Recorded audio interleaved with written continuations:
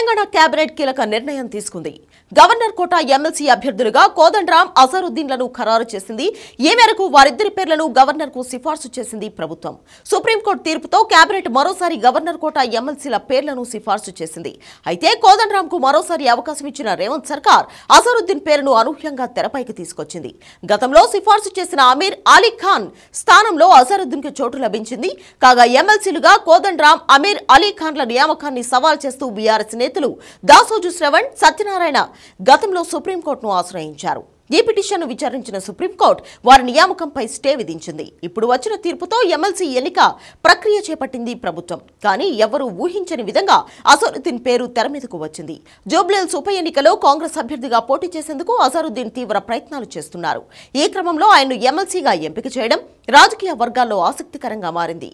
MLA ticket విషయంలో Congress party ఆయన్ను పక్కన పెట్టినట్లు తెలుస్తోంది. కాంగ్రెస్ తరపున జూబ్లీహిల్స్ ఉప ఎన్నికల బరిలో అభ్యర్థి ఎవరు అనే అంశంపై ఇంట్రెస్టింగ్ గా మారింది. గవర్నర్ కోట ఎమ్మెల్సీలకు సంబంధించి సుప్రీంకోర్టులో కేసు నడుస్తోంది. కోదండరాం, అమీర్ అలీ ఖాన్ నియామకంపై స్టే విధించింది. ఆ తర్వాత వారి నియామకాలను రద్దు చేసింది. దీనిపై తాజాగా నోటిఫికేషన్ ఇచ్చి నిర్ణయం తీసుకోవాలని సుప్రీంకోర్టు ఇచ్చిన ఆదేశాల మేరకు కేబినెట్ కీలక నిర్ణయం తీసుకుంది. గవర్నర్ కోటాకు సంబంధించి కేబినెట్ చేసే సిఫార్సులనే ఆయన ఆమోదిస్తారు. దీంతో వీళ్ళిద్దరికీ ఎమ్మెల్సీ పదవి ఇప్పుడు ఖరారైనట్లే.